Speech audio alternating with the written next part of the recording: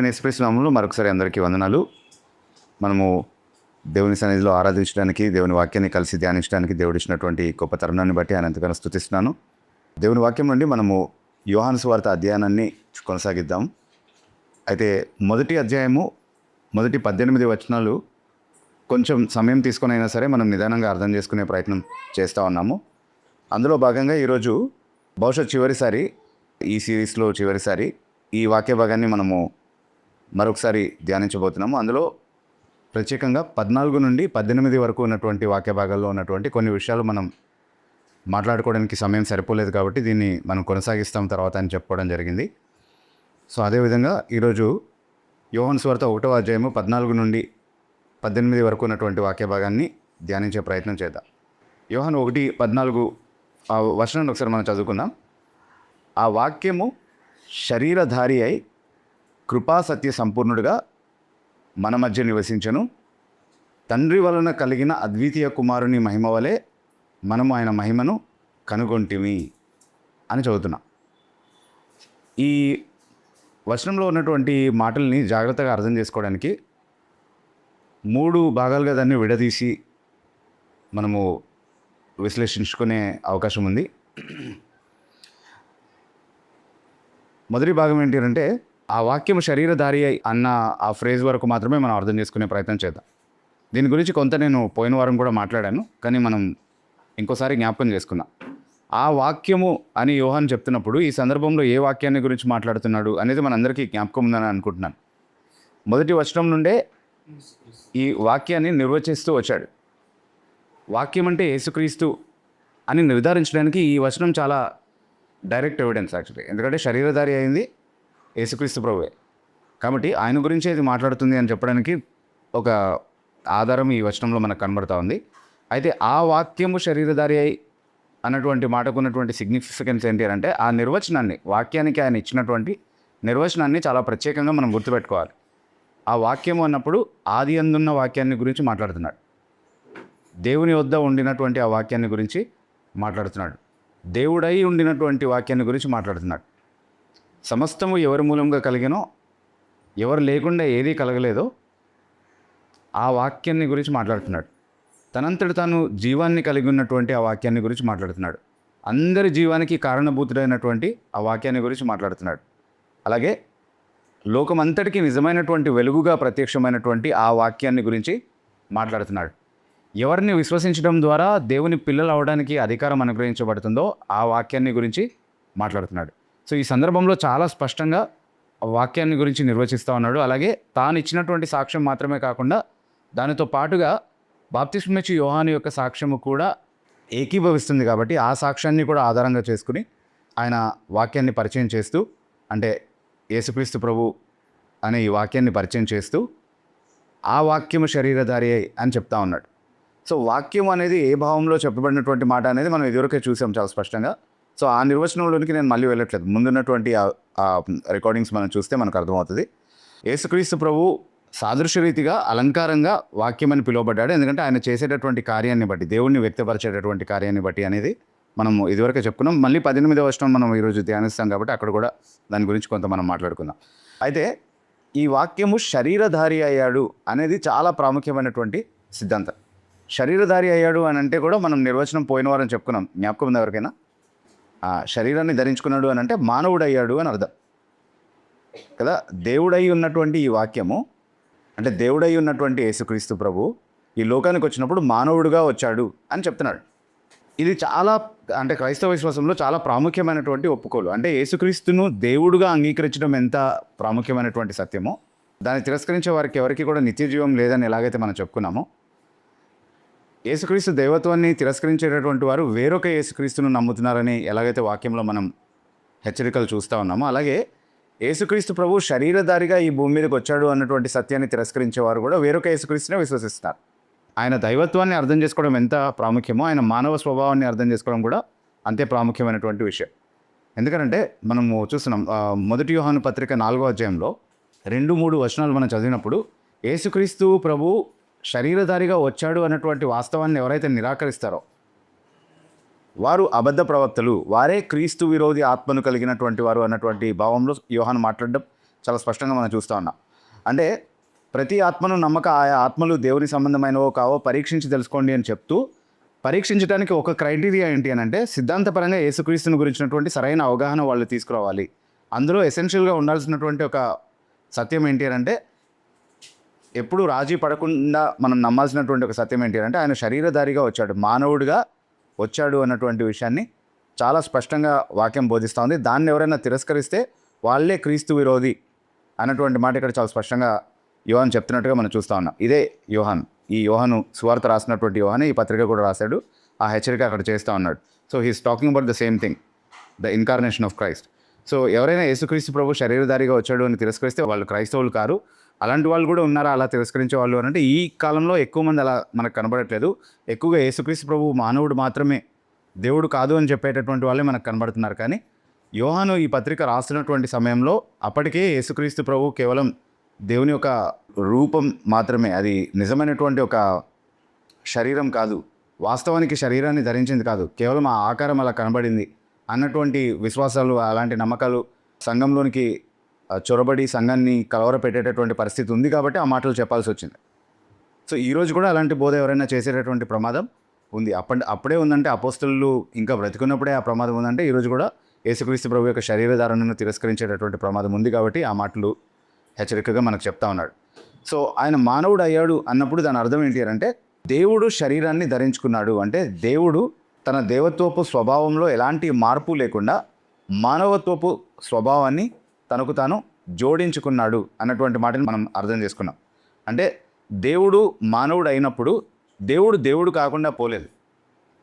ఆయనకున్నటువంటి ఆ స్వభావాన్ని ఆయన ఏం మార్చుకోలేదు. అంటే అప్పటి వరకు ఆయన దేవుడుగా ఉన్నాడు, కానీ మానవుడిగా వచ్చినప్పుడు దేవుడుగా కాకుండా కేవలం మానవుడిగా మాత్రమే అయిపోయాడు అన్నటువంటి ఒక దుర్బోధ ఉంది. అది నిజం కాదు. ఎందుకనంటే మనం చాలా స్పష్టంగా వాక్యంలో ఏం చదువుతున్నామనంటే, ఆయన జనన వృత్తాంతాన్ని గురించి మనం చదివినప్పుడు ఆయనకు ఇమ్మానుయేలు అన్న పేరు పెట్టబడింది. ఎందుకంటే దేవుడు మనకు తోడు అన్నటువంటి మాట ఆయన జననం ద్వారా నెరవేర్చబడింది అన్నటువంటి మాట మనం చూస్తున్నాం. ఆయన దేవుడు అయి ఉండకపోతే, శరీరధారిగా వచ్చినటువంటి ఆయన దేవుడు అయి ఉండకపోతే, దేవుడుగా కాకుండా కేవలం మానవుడిగా మాత్రమే వచ్చి ఉంటే, ఆయన జననం ద్వారా దేవుడు మనకు తోడు అన్నటువంటి ప్రవచనం నెరవేరింది అని చెప్పేటటువంటి అవకాశమే ఉండుండేది కాదు. కాబట్టి ఖచ్చితంగా ఆయన దేవుడుగానే వచ్చాడు, మానవ శరీరాన్ని ధరించుకున్నటువంటి దేవుడు. అందుకే శరీరముగా క్రీస్తునందు దేవత్వపు సర్వపరిపూర్ణత నివసించింది అన్నటువంటి సత్యాన్ని కొలసీ పత్రిక 2వ అధ్యాయం 9వ వచనంలో మనం చదువుతున్నాం. అలాగే 1 తిమోతి పత్రిక 3వ అధ్యాయం 16వ వచనం కూడా మనం చదివినప్పుడు, నిరాక్షేపముగా దేవుని గురించినటువంటి మర్మము చాలా గొప్పది అని చెప్తూ ఆయన సశరీరుడుగా ప్రత్యక్షమయ్యాడు అన్నటువంటి మాట చెప్తా ఉన్నాడు మనకు పౌలు. అంటే దేవుడు సశరీరుడుగా ప్రత్యక్షమయ్యాడు. ఆ సందర్భం అంతా 15వ వచనం 14 నుంచి ఉన్నటువంటి ఈ సందర్భం అంతా మీరు చదివితే అక్కడ దేవుని గురించే మాట్లాడుతున్నాడు. దేవుని గురించి, ఆయన ఆలయాన్ని గురించి, ఆయన గొప్పతనాన్ని గురించి మాట్లాడుతూ, దేవభక్తిని గురించి కూడా మాట్లాడుతూ దాని మర్మం చాలా గొప్పది అని చెప్తూ ఆయన సశరీరుడుగా ప్రత్యక్షమయ్యాడు. అంటే ఎవరి గురించి మాట్లాడుతున్నాడు? దేవుని గురించే మాట్లాడుతున్నాడు కదా. దేవుడే సశరీరుడుగా వచ్చాడు అంటే శరీరము కలిగినటువంటి వానిగా తన్ను తాను దైవ మానవ మిళిత స్వభావం కలిగి ఉండడానికి ఇష్టపడ్డాడు అన్నటువంటి ఆ సత్యాన్ని వాక్యం పదే పదే మనకు వేరే వేరే వాక్య భాగాల్లో చాలా స్పష్టంగా మనకు నేర్పిస్తూ ఉంది. సో యేసుక్రీస్తు ప్రభు శరీరధారిగా వచ్చాడు అన్నటువంటి సత్యాన్ని ఎవరైనా తిరస్కరిస్తే వాళ్ళు క్రైస్తవులు కారు, వాళ్ళు క్రైస్తవ మౌలిక సత్యాన్ని తిరస్కరించిన వాళ్ళు అవుతారు అన్నటువంటి విషయాన్ని ఇక్కడ చాలా స్పష్టంగా నేర్చుకుంటున్నాము. సో యేసుక్రీస్తు ప్రభు దేవుడై ఉండి శరీరాన్ని ధరించాడు అన్న మాటలో ఉన్నటువంటి భావాన్ని కొంతవరకు మనం అర్థం చేసుకునే ప్రయత్నం చేశాం పోయిన వారం. మనం ఏం చెప్పుకున్నాము అంటే, దేవుడిగా ఆయనకు దేవుని లక్షణాలన్నీ ఉన్నాయి, అందులో ఏ లక్షణాలని ఆయన కోల్పోలేదు. కానీ ఆయన మానవుడు అయినప్పుడు తన మానవ శరీర ధారణకు తగిన విధంగా తన దేవత్వపు లక్షణాలని మరుగు చేసుకున్నాడు, పరిమితం చేసుకున్నాడు. నిత్యుడు అయినటువంటి దేవుడు పరిమితమైనటువంటి సమయం యొక్క పరిధిలోనికి తనను తాను స్వచ్ఛందంగా తగ్గించుకున్నాడు. అంటే అలా అవ్వడానికి, పరిమితమైనటువంటి సమయ పరిధిలో తనను తాను ఉంచడానికి ఆయన స్వచ్ఛందంగా సమ్మతించాడు అన్నటువంటి విషయాన్ని మనం అర్థం చేసుకుంటున్నాం. అందుకే నిత్యత్వంలో వయస్సు లేనప్పటికీ ఆయన వయస్సు నందు వర్ధిల్లినట్టుగా మనం చదువుతూ ఉన్నాం. దేవునికి సర్వజ్ఞానం ఉంది కాబట్టి ఆయన జ్ఞానమందు ఎదగాల్సినటువంటి అవసరత లేదు. కానీ యేసుక్రీస్తు ప్రభు విషయంలో ఆయన జ్ఞానమందు వర్ధిల్లాడు అన్నటువంటి మాట మనం చదువుతాం. దేవుడు సర్వశక్తిమంతుడై ఉన్నాడు, కానీ యేసుక్రీస్తు ప్రభు పాపం మినహా అన్ని బలహీనతల్లో మనవలే చేయబడ్డాడు. ఇక్కడ బలహీనుడిగానే కనబడ్డాడు ఆయన కదా. అంటే ఆయనకి అలసట ఉండింది, ఆకలి ఉండింది, దాహం వేసింది, ఆయనకు దుఃఖం కలిగింది, మన వలె భావోద్రేకాలు కలిగి ఉన్నాడు. కానీ ఏ విషయంలో కూడా పాపం లేకుండా అన్ని విషయాల్లో మన వల్లనే ఆయన చేయబడ్డాడు. అంటే ఒక్క విషయంలో మాత్రమే మినహాయింపు ఉన్నట్టుగా మనం చూస్తూ ఉన్నాం. అయితే పాపం మినహా అన్ని విషయాల్లో పతనమైనటువంటి ఆదాము స్వభావాన్ని ఆయన కలిగి ఉన్నాడు. అంటే పతన స్వభావం వల్ల కలిగినటువంటి అన్ని బలహీనతలు, అంటే మానవ పతనం వల్ల కలిగినటువంటి అన్ని బలహీనతలకు తను ఆయన లోపరుచుకున్నాడు, పాపం మినహా. అందుకే మరణం అవ్వగలిగాడు కదా. ఎందుకంటే ఆదామును దేవుడు సృష్టించినప్పుడు మరణం ఉందా ఆ సమయంలో? లేదు. కానీ యేసుక్రీస్తు ప్రభు ఏ శరీరాన్ని అయితే ధరించాడో దానికి మరణం కూడా ఉండింది కదా. మరణం అవునంతగా తను తాను తగ్గించుకున్నాడు అన్నది వాక్యం చెప్తున్నటువంటి సత్యం. అంటే పతనం యొక్క కారణం ఆయనలో లేదు, పాపం ఆయనలో లేదు, కానీ దాని పర్యవసానాలన్నింటినీ కూడా ఆయన కూడా అనుభవించేటటువంటి విధంగా తను తాను శరీరధారణ గావించుకున్నాడు అనేది మనకు అర్థమవుతుంది ఇక్కడ స్పష్టంగా. ఓకే, సో అది యేసుక్రీస్తు ప్రభు యొక్క మానవ స్వభావానికి సంబంధించినటువంటి సత్యం. అయితే ఇక్కడ జీవించినప్పుడు ఆయన తండ్రి పైన ప్రార్థన ద్వారా ఆధారపడుతూ పరిశుద్ధాత్మను పొందినవాడిగా, పరిశుద్ధాత్మ ద్వారా ఆయన కార్యాలన్నీ కూడా చేసినట్టుగా, అద్భుతకరమైనటువంటి కార్యాలు ఆయన ఏవైతే చేశాడో అవన్నీ కూడా తన సొంత శక్తి వలన కాకుండా పరిశుద్ధాత్మ పైన ఆధారపడుతూ తన కార్యాలన్నీ ఆయన చేసినట్టుగా మనం చూస్తున్నాం. అందుకే ఆయన పరిచర్య పరిశుద్ధాత్మ ఆయన పైన బహిరంగంగా దిగొచ్చినటువంటి ఆ సూచన కనబడిన తర్వాత ప్రారంభమైంది. ఆయన అరణ్యంలోనికి కొనిపోబడి అక్కడ శోధన జయించాడు పరిశుద్ధాత్మ శక్తి వలన. ఆ తర్వాత ఆయన చేసినటువంటి పరిచర్య, ఆయన బోధించినటువంటి వాక్యం కావచ్చు, ఆయన చేసినటువంటి అద్భుతాలు, సూచక్రియలు కావచ్చు, అవన్నీ పరిశుద్ధాత్మ శక్తి వలన చేశాడని చెప్పబడింది తప్ప తన సొంత దైవశక్తి వలన చేశాడని ఎక్కడ లేదు. సో సాధారణ మానవుని వలె ఆయన ఇక్కడ ఉన్నాడు. తన దైవిక స్వభావాన్ని అంతటినీ కూడా మరుగు చేసుకుని ఇక్కడ ఉన్నాడు. దాని అర్థం ఆయనలో దైవికత లేదని కాదు. నేను పోయిన వారం చెప్పాను, ఆ రూపాంతర కొండ పైన ఆయన తన మహిమను ప్రదర్శించగలిగాడు. అంటే అది ఆయనలో లేదని కాదు, కానీ తన మానవ స్వభావానికి తగిన విధంగా శరీరం అనే ముసుగులో తన దైవత్వాన్ని దాచుకున్నాడు. తన దైవత్వపు శక్తిని ఆయన వాడుకోలేదు. అంటే సర్వజ్ఞుడైనటువంటి ఆయన ఎంత మేరకు నేర్చుకుంటే అంతవరకే జ్ఞానం కలిగి ఉండేటటువంటి పరిమితిని తనకు తాను అనుమతించుకున్నాడు. కాబట్టి ఇప్పుడు వస్తాడు అన్నటువంటి ఆ కాలాన్ని గురించి కూడా, ఆ దినాన్ని గురించి కానీ, ఆ గడియ గురించి కానీ ఆయనకు కూడా తెలియదని చెప్పగలిగాడు. అదే ఆయన మానవ స్వభావంలో ఉన్నటువంటి పరిమితి, ఆయన దైవిక స్వభావంలో ఉన్నటువంటి పరిమితి కాదు. కానీ తన దైవ స్వభావాన్ని ప్రస్తుతం వాడట్లేదు కదా. కాబట్టి కేవలం తన మానవ స్వభావాన్ని మాత్రమే ఆధారం చేసుకుని చెప్పినటువంటి మాట అది. కానీ తన దైవత్వంలో ఆయనకు సర్వశక్తి ఉందా, సర్వజ్ఞత ఉందా, సర్వవ్యాపకత్వం అనేది ఉందా, అన్ని గుణలక్షణాలు ఉన్నాయంటే ఉన్నాయి అన్నీ. కానీ ఒక స్థలానికి తను తను పరిమితం చేసుకున్నాడు, ఒక సమయానికి తను తను పరిమితం చేసుకున్నాడు, కొన్ని పరిమితులకు తను తాను ఆయన లోబరుచుకున్నాడు అనేది స్పష్టంగా ఆయన శరీరధారణలో మనకు కనబడతాం. సో ఆయన నిజంగా ఒక మానవుడయ్యాడు అన్నటువంటిది మనకు అర్థమవుతుంది. అయితే ఇక్కడ వచ్చేటటువంటి ఒక అభ్యంతరం ఏంటి అంటే, యేసుక్రీస్తు ప్రభు అన్ని విషయాల్లో మన వలే చేయబడితే కనుక మరి ఆయన శోధింపబడినటువంటి విషయాన్ని గురించి ఎలా అర్థం చేసుకోవాలి? అంటే అన్ని విషయాల్లో మన వలే చేయబడ్డాడు, కానీ పాపం మినహా అన్ని విషయాల్లో అని చెప్తున్నాం కదా మనం. అంటే వాస్తవానికి బైబిల్ కూడా అలాగే చెప్తుంది, ఆయన పాపులలో చేరక పరిశుద్ధుడిగా ఏ పాపము ఎరగనటువంటి వాడిగా ఉన్నాడు. నాలో పాపం ఉందని ఎవరు నిరూపించగలరు? ఈ లోక అధిపతి వస్తున్నాడు, కానీ ఆయనకు నా యందు ఏమీ లేదు. అంటే నన్ను ప్రేరేపించగలిగేది, నేను అతని శోధనలకు స్పందించగలిగే విధంగా నాలో ఏది లేదు అన్నటువంటి విషయాన్ని ఆయన చెప్పగలిగాడు. సో పాప స్వభావం ఆయనలో లేదు. అలాంటప్పుడు ఎలా శోధింపబడగలిగాడు అన్నటువంటి ఒక ప్రశ్న వస్తుంది అనమాట. ఎందుకు ఆ ప్రశ్న వస్తుంది అని అంటే, మనం యాకోబు పత్రికలో ఒక మాట చదివాం శోధన గురించి.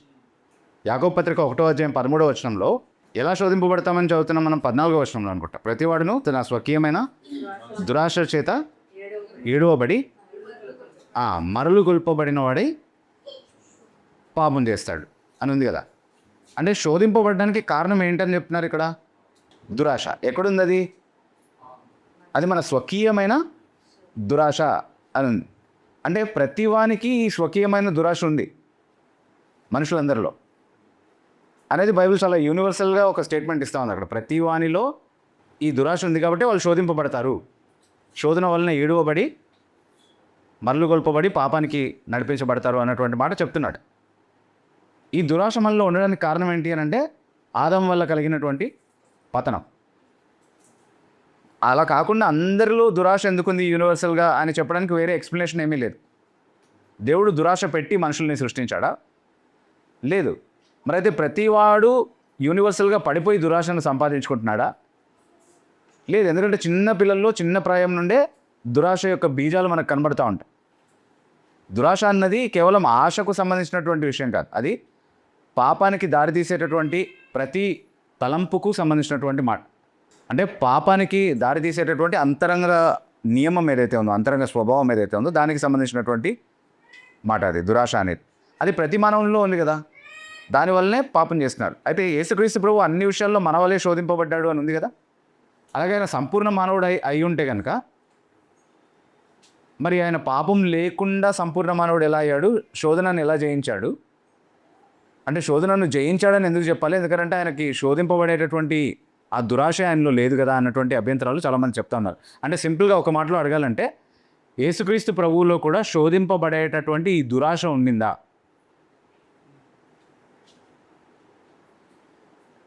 అంటే శోధింపబడగలిగేటటువంటి సామర్థ్యం, శోధనకు ఆకర్షించబడేటటువంటి ఆ ఆకర్షణ యొక్క ప్రభావం దేనివల్ల అయితే కలుగుతుందో మన అంతరంగంలో, అది ఆయనలో ఉండిందా అనేది ప్రశ్న. ఆయన పాపం లేనివానిగా ఉన్నాడు కాబట్టి దురాశ అనేది ఒకవేళ పాపం అయితే కనుక అది ఆయనలో లేదు అనేది వాక్యం చాలా స్పష్టంగా చెప్తాం. మరి ఈ వచనాన్ని ఎలా అర్థం చేసుకోవాలి? యేసుక్రీస్తు ప్రభు అన్ని విషయాల్లో మన వల్లే శోధింపబడ్డాడు. అయితే అన్ని విషయాల్లో శోధింపబడాలంటే ప్రతివాడు తన స్వకీయమైన దురాశ స్థితినే శోధింపబడుతున్నాడు కదా. మరి మన వల్లే శోధింపబడ్డాడంటే ఆ దురాశ లేకుండా ఎలా మన వల్లే శోధింపబడ్డాడు? అన్ని విషయాల్లో మన వల్లే శోధింపబడ్డాడని ఉంది కదా. అంటే ఇప్పుడు హెబ్రీ పత్రిక సందర్భంలో శోధన అని దేన్ని పిలుస్తున్నాడు? హెబ్రీ సంఘస్థులు ఏ శోధనను ఎదుర్కొంటా ఉన్నారు? వాళ్ళ ఆదరణ కోసం కదా ఈ మాటలు చెప్తున్నాడు హెబ్రీ గ్రంథకర్త. ఆయన అన్ని విషయాల్లో మన వల్లే శోధింపబడ్డాడు, ఆయనను పాపం లేనివాడిగా ఉన్నాడు అనేది హెబ్రీ పత్రిక 4వ అధ్యాయం 15వ వచనంలో ఉన్నటువంటి మాట. హెబ్రీ పత్రికలో ఉన్నటువంటి విశ్వాసులు వారి విశ్వాసాన్ని విడిచిపెట్టి వెళ్ళిపోవడానికి అన్ని రకాల హింసల్ని, శోధనల్ని ఎదుర్కొంటా ఉన్నారు. అంటే శ్రమల్ని ఎదుర్కొంటున్నారు. శ్రమల్ని కూడా శోధనలు అని పర్యాయపదంగా లేఖనాలు చాలా సందర్భాల్లో మాట్లాడుతూ ఉంది. అయితే ఇలా లోకం నుండి కలిగేటటువంటి హింసలు, శోధనలు అన్నీ కూడా మనం ఎదుర్కోవడానికి కారణం ఏంటి అని అంటే యేసుక్రీస్తు ప్రభు ముందే చెప్పాడు, లోకం మిమ్మల్ని ద్వేషిస్తే మీకంటే ముందు నన్ను ద్వేషించిందని గుర్తుపెట్టుకోండి. అయినా నేను లోకాన్ని జయించానని చెప్తున్నాడు. అదే విషయాన్ని ఇక్కడ జ్ఞాపకం చేస్తున్నాడు వాళ్ళకు కూడా కదా. లోకం మిమ్మల్ని ద్వేషిస్తుంది, కానీ ఈ లోకాన్ని యేసుక్రీస్తు ప్రభు జయించాడు. ఆ కలిగినటువంటి శ్రమల వల్ల ఆయనేమి దేవునికి వ్యతిరేకంగా పాపం చేయలేదే, పాపం లేనివానిగా ఉన్నాడు కదా. అదే మాదిరి మన ముందు ఉంచిపోయాడు ఆయన. మనం విశ్వాస త్యాగం చేయడం కోసం కాదు, విశ్వాసాన్ని విడిచిపెట్టి వెళ్ళడం కోసం కాదు ఈ శ్రమలు మనకు కలిగేది.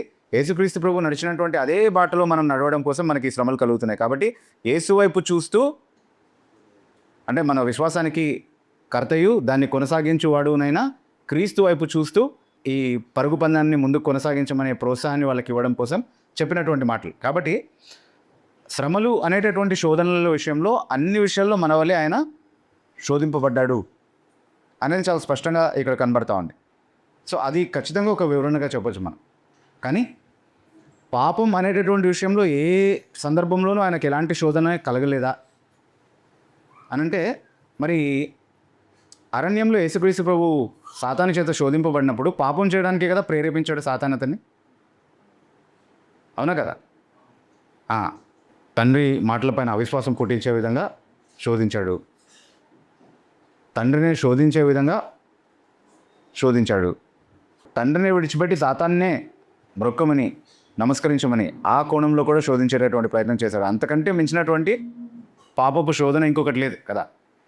కాబట్టి ఆ శోధనలు ఆయన కలిగాయా అంటే ఖచ్చితంగా ఆ శోధనలు ఆయన ఎదుర్కొన్నాడు. కానీ మనం గమనించాల్సిన ఒక విషయం ఏంటి అంటే, ఆ శోధనలకు లొంగేటటువంటి స్వభావం మాత్రం ఆయనలో లేదు. సో మన వల్లే అన్ని శోధనలు ఎదుర్కొన్నాడు. ఇప్పుడు శరీరాశ అంటే ఇప్పుడు ఈ రాళ్ళని రొట్టెలుగా చేసుకొని తినమని శోధించినప్పుడు అది శరీరాశకు సంబంధించినటువంటి విషయం.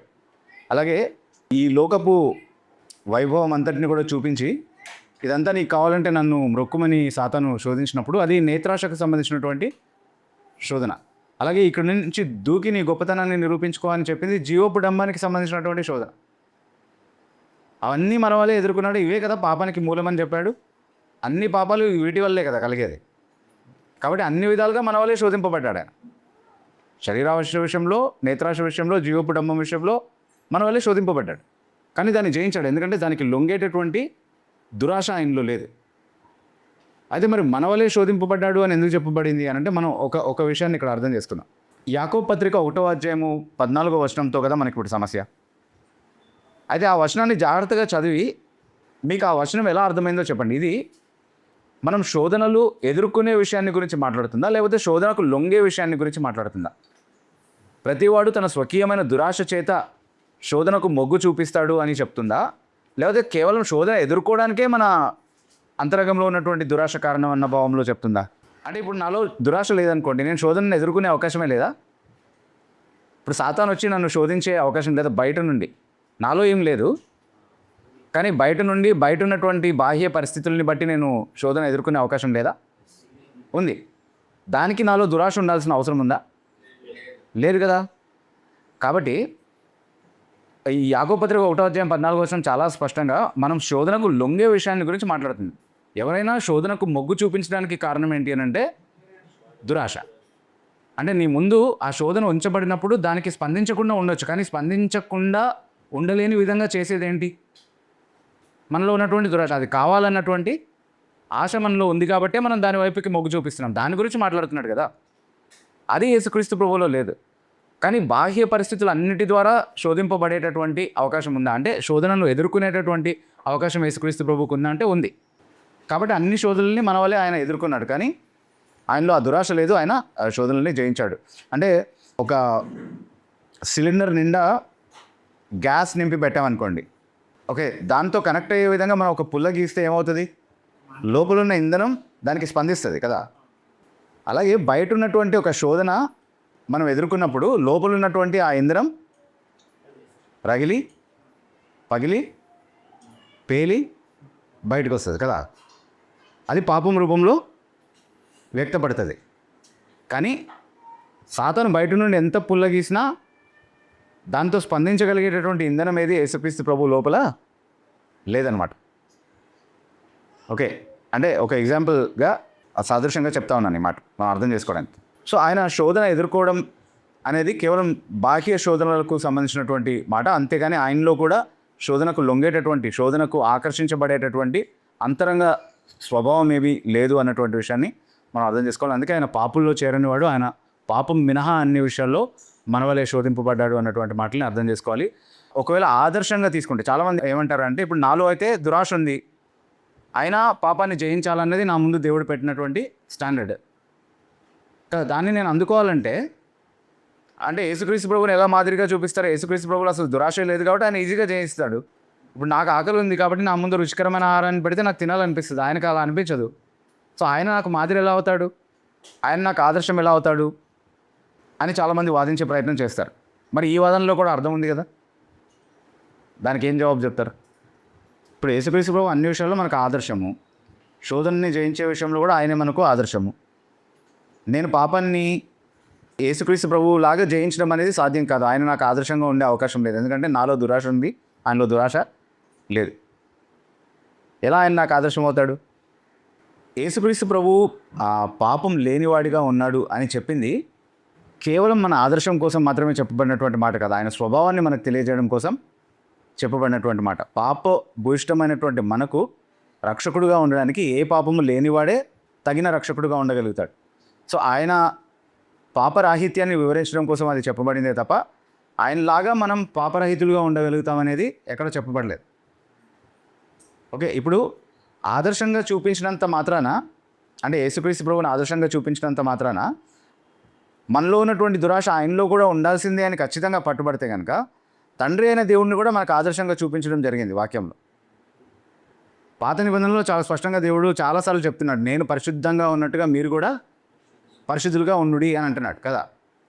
అంటే దేవుడు కూడా తనలో స్వకీయమైన దురాశ కలిగి ఉండి పాపాలన్నింటినీ ఎదుర్కొని జయిస్తూ తన పరిశుద్ధతను కాపాడుకుంటున్నాడా, లేదా స్వతసిద్ధంగానే ఆయనలో పరిశుద్ధత ఉందా? ఉంది కదా, స్వతసిద్ధంగానే పరిశుద్ధత ఉంది కదా. మరి నేను పరిశుద్ధంగా ఉన్నట్లుగా మీరు కూడా పరిశుద్ధులై ఉండుడి అని ఎందుకు అంటున్నాడు?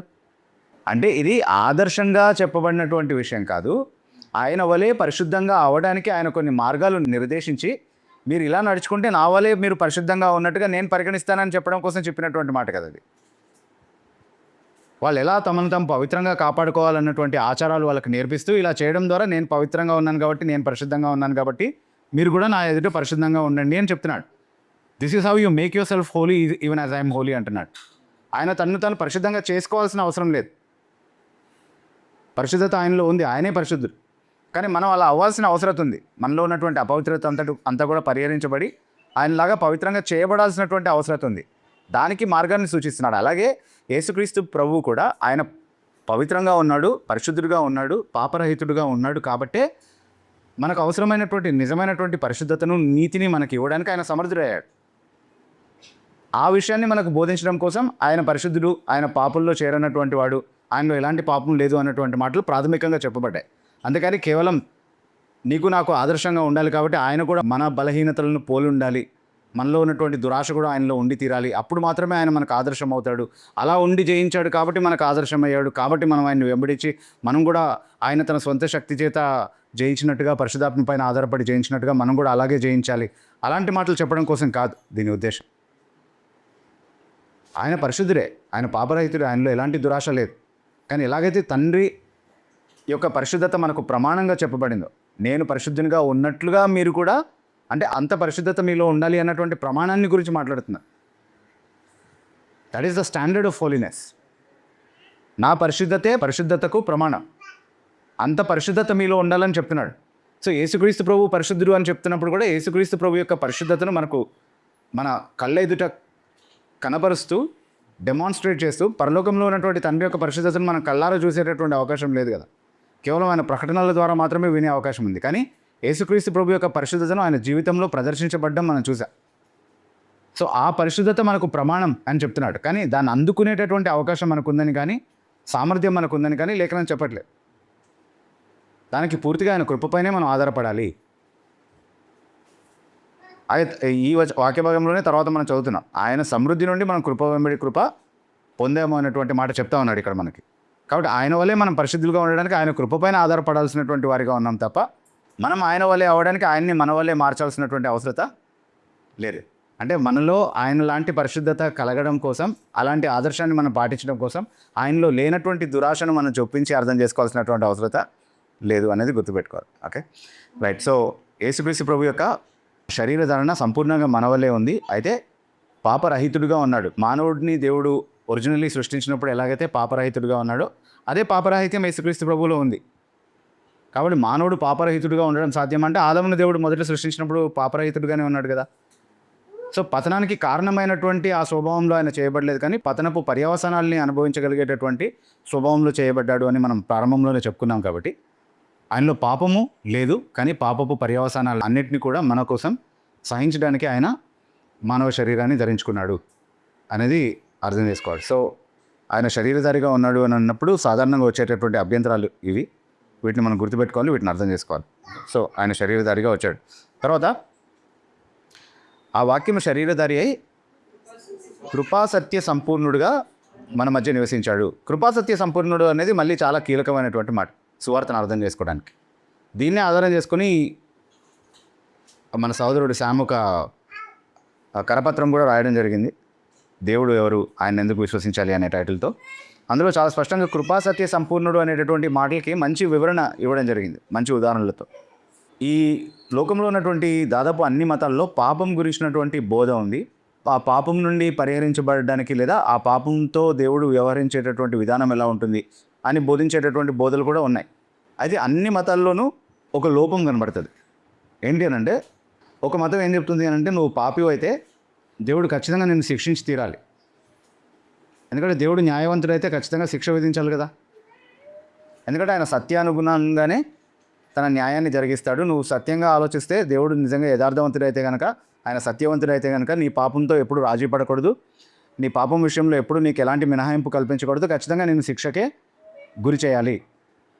కాబట్టి దుష్ట శిక్షణ శిష్ట రక్షణ అన్నటువంటి ఆ నియమాన్ని కొన్ని మతాలు మనకు బోధిస్తూ ఉన్నాయి కదా. అది కరెక్టే కదా. నువ్వు పాపం చేస్తే శిక్ష పడాలి నీకు ఖచ్చితంగా.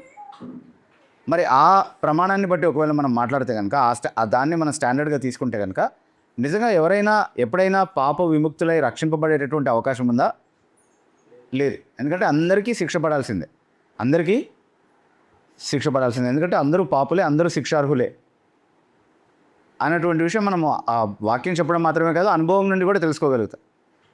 నేను ఏ పాపం చేయలేదు, చీమకు కూడా ఎలాంటి హాని చేయలేదు అని చెప్పేటటువంటి వాళ్ళు ఉండొచ్చేమో. కానీ అది వాళ్ళు చెప్పుకోవాల్సిన మాట కాదు కదా, ఇంకొకరు చెప్పాలి వాళ్ళు అలా ఉన్నారా లేదా అనేది కదా. చీమకు కూడా ఏం హాని చేయలేదు కానీ నాకు మాత్రం చాలా హాని చేశాడు బాబోయ్ అని చెప్పే వాళ్ళు ఉంటారు, ఆయనకు తెలిసినటువంటి వాళ్ళు. కాబట్టి అంటే పాపం చేయనటువంటి వాళ్ళంటూ ఎవరు లేరు. కాబట్టి అందరూ శిక్షార్హులే. మరి దుష్ట శిక్షణ శిష్ట రక్షణ చేయాలంటే ఇక రక్షణ ఎవరికీ లేదు, అందరికీ శిక్ష మాత్రమే కదా. మరి అలాంటప్పుడు దేవుడు కనికరం కలిగినటువంటి వాడు, కృప కలిగినటువంటి వాడు ఎలా అవుతాడు? కేవలం న్యాయవంతుడు, సత్యవంతుడు మాత్రమే అవుతాడు. అందుకే ఇంకొక మతం వచ్చి ఏం చెప్పిందంటే, కాదు కాదు దేవా, తప్పైపోయింది, నన్ను క్షమించమని అడిగితే దేవుడు ఖచ్చితంగా కనికరం కలిగినటువంటి వాడు, కృపా సంపన్నుడు కాబట్టి ఆయన క్షమిస్తాడు. ఆయన క్షమించడానికి సమర్థుడు, పాపాన్ని పరిహరించడానికి కూడా సమర్థుడు. ఆయనకు అసాధ్యమైనది ఏమీ లేదు, ఆయన పాపాన్ని పరిహరించగలడు. కాబట్టి నువ్వు క్షమించమని అడిగితే నీకు కరుణ చూపిస్తాడు, కనికరం చూపిస్తాడు, తన కృపతో నిన్ను క్షమిస్తాడు, అంగీకరిస్తాడు అన్నటువంటి ఇంకొక మతబోధ కూడా ఉంది. ఇక్కడ కూడా ఒక లోపం ఉంది. ఏంటది? దేవుడు క్షమించమని అడగంగానే క్షమించి అంగీకరించేస్తే, నన్ను కనికరంతో నా పాపాలన్నీ క్షమించి నా వైపు కృప చూపిస్తే, అక్కడ సమస్య ఏంటి అంటే ఆయన న్యాయవంతుడు కాదు, సత్యవంతుడు కూడా కాదు. ఎందుకంటే నిజానికి నాకు శిక్ష రావాల్సి ఉన్నటువంటి సమయంలో ఆయన కృప ఎలా చూపిస్తాడు? న్యాయంగా మాట్లాడితే నేను శిక్షకు మాత్రమే పాత్రుడిని అయినప్పుడు నాకు రావాల్సినటువంటి శిక్షను పక్కన పెట్టి నా ఎడల కనికరం ఎలా చూపిస్తున్నాడు, రక్షణ ఎలా ఇస్తున్నాడు నాకు? అదే అన్యాయం కదా. అంటే దేవుడిని అన్యాయస్తునిగా చేసే విధంగా ఆయన్ని కృపాసహితుడుగా కొన్ని మతాలు చిత్రీకరించేటటువంటి ప్రయత్నం చేశాయి. అయితే ఒక దగ్గర కృప ఉంటే సత్యం లేదు, ఇంకొక దగ్గర సత్యం ఉంటే కృప లేదు. కానీ ఈ కృపయు సత్యము రెండు కూడా యేసుక్రీస్తు ప్రభులో ఉన్నాయని చెప్తుంది ఈ వాక్యం మనకి. అది ఎలా సాధ్యం? కృప ఉంటే సత్యం ఉండకూడదు, సత్యం ఉంటే కృప ఉండకూడదు కదా. అంటే ఇక్కడ వచ్చిన సమస్య ఏంటి అని అంటే, పాపం పరిహరించకుండా, పాపానికి రావాల్సినటువంటి జరిమానా చెల్లించకుండా పాపాన్ని క్షమించడం అనేది అన్యాయం అని చెప్తున్నాం మనం, అంతేనా? అయితే పాపం కారణంగా వచ్చినటువంటి జరిమానా చెల్లించి ఆ తర్వాత పాపాన్ని పరిహరిస్తే అక్కడ సత్యము ఉంటుంది, కృప కూడా ఉంటుంది. మానవ కోణం నుండి, మానవ పరిమిత కోణం నుండి ఆలోచించినప్పుడు ఆ రెండూ ఒకేసారి జరగడం అనేది సాధ్యం కాదు. కానీ దేవుడు తన అనంతమైనటువంటి జ్ఞానంలో దాన్ని యేసుక్రీస్తు ప్రభువులో సుసాధ్యం చేశాడు. ఎలా చేశాడు అని అంటే, యేసుక్రీస్తు ప్రభువే ఆయన ఎవరికి ప్రతినిధిగా ఉన్నారో వారందరి పాపాలకు ప్రాయశ్చిత్తం చేసి వారు చెల్లించాల్సినటువంటి జరిమానాని వారి స్థానంలో ఆయన చెల్లించేటటువంటి మధ్యవర్తిగా ఆయనను తన అధికారంతో నియమించడం జరిగింది. సో నేను చెల్లించాల్సినటువంటి జరిమానాన్ని నా స్థానంలో ఒకరు చెల్లించినప్పుడు న్యాయస్థానం దాన్ని అంగీకరిస్తే నా పాపం పరిహరించబడినట్టే కదా. సో నేను పాపిని కాబట్టి మరణం అనేటటువంటి శిక్ష నాకు విధించబడాలి. నా స్థానంలో నిలబడి నేను చనిపోవాల్సినటువంటి స్థానంలో యేసుక్రీస్తు ప్రభు నా పక్షంగా చనిపోయాడు. దేవుని చేత నేను నిత్యం విడువబడాల్సినటువంటి స్థానంలో నిత్యుడైనటువంటి ఆయన దేవుని చేత నా కొరకు విడువబడ్డాడు. నా దేవా నన్నెందుకు చేయి విడిచితివి అని ఆయన శిలువ పైన మొరపెట్టుకున్నప్పుడు, నేను నరకంలో దేవుని చేత శాశ్వతంగా విడువబడకుండా ఉండడానికి శాశ్వతుడు, నిత్యుడు అయినటువంటి ఆయన తండ్రి చేత ఆ గడియలో విడువబడడానికి ఆయన సమ్మతించాడు. సో అలా నేను చెల్లించాల్సినటువంటి జరిమానాన్ని నా స్థానంలో ఆయన చెల్లిస్తే దేవుడు దాన్ని అంగీకరించాడు. కాబట్టి నా పాపం దాని మూలంగా పరిహరించబడింది. కాబట్టి అక్కడ సత్యము, న్యాయము అనేది తృప్తిపరచబడింది. దేవుడు సమాధానపరచబడ్డాడు. ఆయన పరిశుద్ధత పూర్తిగా భంగం కాకుండా పాపం పరిహరించబడడానికి ఒక మార్గం స్థిరం చేయబడింది యేసుక్రీస్తు ప్రభువు. అలా నా పాపం పరిహరించిన తర్వాత ఇప్పుడు నా పైన కనికరం చూపించేటటువంటి అవకాశం ఉందా? కృప చూపించేటటువంటి అవకాశం ఉందా? ఉంది. ఎందుకంటే ఆ కృపను అడ్డగించి ఈ కృప చూపిస్తే నువ్వు అన్యాయస్తుడు అవుతావని దేవుని పైన నింద వేసేటటువంటి ఆ కారణాన్ని యేసుక్రీస్తు ప్రభు తొలగించాడు. కాబట్టి న్యాయంగా నా పైన కృప చూపించేటటువంటి అవకాశాన్ని యేసుక్రీస్తు ప్రభు శిలువలో సుసాధ్యం చేశాడు. ఆ కారణంగా ఆయన కృపా సత్య సంపూర్ణుడయ్యాడు. ఆయన ద్వారా నాకు కృప కలుగుతుంది. ఎందుకంటే సత్యంతో రాజీ పడకుండా కృప చూపించగలిగేటటువంటి విధానాన్ని, మార్గాన్ని ఆయన మాత్రమే స్థిరపరచగలిగాడు, ఆయన మాత్రమే ఏర్పరచగలిగాడు. సో ఇలాంటి ఇంకొక మత విశ్వాసం భూమి మీద ఇంకెక్కడైనా ఉందంటే ఎక్కడా లేదు వాస్తవానికి. సత్యంతో రాజీ పడకుండా కృప చూపించడం, దేవుని న్యాయం భంగపడకుండా, దేవుని పరిశుద్ధత ఉల్లంఘించబడకుండా పాపిని నీతిమంతుడిగా తీర్చడం,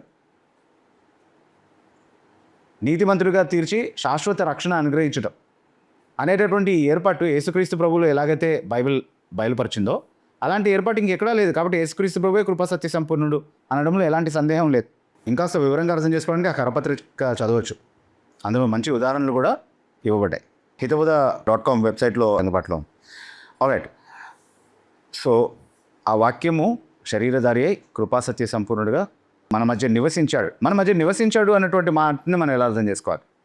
ఆ నివాసము అనేటటువంటి మాటకి మూల భాషలో గుడారము అనే మాట వాడబడింది. అంటే దేవుడు మనుషులతో తన గుడారాన్ని కలిగి ఉండడానికి ఇష్టపడ్డాడు. గుడారము అనేటటువంటి మాట మనకి ఏం గుర్తు చేస్తుంది? టెంపరీ అనేది ఉంది. అంతే మాత్రమే కాకుండా పాత నిబంధనలో ఒక గుడారం ఉండింది, ఒక ప్రత్యక్ష గుడారం కదా. దాన్ని ప్రత్యక్ష గుడారం అని ఎందుకు చెప్తున్నాం మనం? ఎందుకంటే అక్కడ దేవుని యొక్క షకీనా మహిమ ప్రత్యక్షపరచబడింది కాబట్టి అది ప్రత్యక్ష గుడారం అని చెప్తున్నాం మనం. అయితే యేసుక్రీస్తు ప్రభు బాహ్యంగా చూస్తే ఆ గుడారంలాగే బలహీనమైనటువంటి శరీరాన్ని కలిగి ఉన్నాడు. కానీ లోపల ఏముంది? దేవతోపు సర్వపరిపూర్ణత శరీరంగా ఆయనలో నివసించింది. అంటే అక్షరాల ఎలాగైతే షకీనా మహిమ ఆ బలహీనమైనటువంటి గుడారంలో ప్రత్యక్షం అవ్వడానికి దేవుడు సమ్మతించాడో అది యేసుక్రీస్తు ప్రభువుకు సాదృశ్యంగా ఉంది. అంటే పాత నిబంధనలో జరిగినటువంటి ప్రతిదీ కూడా యేసుక్రీస్తు ప్రభువుకి సాదృశ్యంగా ఉంది. ఆచారాలకి, ఆలయానికి సంబంధించినటువంటి ప్రతిదీ కూడా యేసుక్రీస్తు ప్రభు యొక్క ప్రత్యక్షతకు, ఆయన శరీరధారణకు, ఆయన చేసేటటువంటి పరిచర్యకు సాదృశ్యంగా ఉంది అనేది మనం వాక్యంలో ఖచ్చితంగా నేర్చుకుంటా ఉన్నాం. సో యేసుక్రీస్తు ప్రభువుకి సరైనటువంటి సాదృశ్యము ఈ ప్రత్యక్ష గుడారం. ఎందుకంటే ఆ గుడారంలో బలహీనమైనటువంటి ఆ గుడారంలో ఎలాగైతే దేవుని యొక్క షకీనా మహిమ ప్రత్యక్షమైందో అలాగే దేవుని యొక్క సర్వపరిపూర్ణత మానవ బలహీన శరీరంలో ప్రత్యక్షం అవడానికి యేసుక్రీస్తు ప్రభు ఆ విధంగా దేవుణ్ణి సంపూర్ణంగా మనకు కనపరచడానికి ఆయన శరీరధారిగా మన మధ్య వచ్చాడు. కాబట్టి అంటే దేవుడు తన గుడారాన్ని మన మధ్యలో కలిగి ఉన్నాడు అన్నటువంటి మాటకు సంపూర్ణమైనటువంటి నెరవేర్పై ఉన్నాడు అనేది అర్థమవుతుంది ఇక్కడ మనకి. So it is a perfect picture of the tabernacle and the exact fulfillment of the intent of a temple and a tabernacle among God's people. తర్వాత ఏమంటున్నాడు? తండ్రి వలన కలిగిన అద్వితీయ కుమారుని మహిమ వలె మనం ఆయన మహిమను కనుగొంటిమి. ఇక్కడ మనం ఆయన మహిమను కనుగొంటిమి అంటే మనం ఎప్పుడు చూసామా యేసుప్రభుని? మనం చూసామా? మేము అని అనువదించాలి దాన్ని. అంటే మేము దేన్నైతే కనుగొంటిమో మొదటి యోహాను పత్రికలో మొదటి అధ్యాయంలో మాట్లాడుతున్నాడు కదా, మేము అని. ఆ మేము ఇక్కడ మనం కాదు. అంటే అపోస్తలులు చూసినటువంటి దాని గురించి మాట్లాడుతున్నాడు. అపోస్తలులు చూసినటువంటి సాక్ష్యాన్ని గురించి ఇక్కడ మాట్లాడుతున్నాడు. మేము దేన్ని చూసామో, మేము దేన్ని నిజానికి కనుగొన్నామో, దేన్ని చెవులారా విన్నామో, దేన్ని కళ్ళారా చూసామో దాని గురించి మీకు సాక్ష్యం ఇస్తున్నాము అని చెప్తున్నాడు కదా మొదటి యోహాను పత్రికలో. మేము ఎందుకంటే మనం ఎప్పుడు చూడలేదు, వాళ్ళు చూశారు. వాళ్ళు చూసిన సంగతులు మనకు తెలియబరిస్తే దాని ద్వారా మనం యేసుక్రీస్తు ప్రభువుని చూడగలుగుతున్నాం, అర్థం చేసుకోగలుగుతున్నాం ఆత్మీయ భావంలో. అంతేకాని మనం అక్షరాల ఎప్పుడు యేసుక్రీస్తు ప్రభువుని చూడలేదు. కానీ నిజంగా వాళ్ళు శరీరధారి అయినటువంటి దేవుడిని చూశారు. చూసినప్పుడు వాళ్ళు మేము దేవుని యొక్క మహిమను చూసాము అంటే తండ్రి వలన కలిగిన అద్వితీయ కుమారుని వలె మనం ఆయన మహిమను కనుగొంటిమి అని చెప్తున్నారు. సో దేవుని మహిమ అనేటటువంటి మాటని ఎలా అర్థం చేసుకోవాలి ఇక్కడ?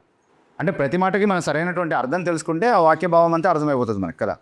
అందుకే మాటల వివరణ చెప్పే ప్రయత్నం చేస్తున్నాను నేను. శరీరధారణ అంటే ఏంటి అనేది మనం మాట్లాడుకున్నాం, వాక్యం అంటే ఏంటి అనేది మనం మాట్లాడుకున్నాం. అట్లాగే దేవుని యొక్క మహిమ అంటే ఏంటి?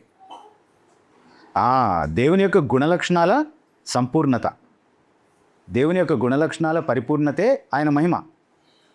ఆయన అన్ని గుణలక్షణాలని ప్రదర్శించడం అనేది యేసుక్రీస్తు ప్రభు యొక్క జీవితం ద్వారా చేయబడింది.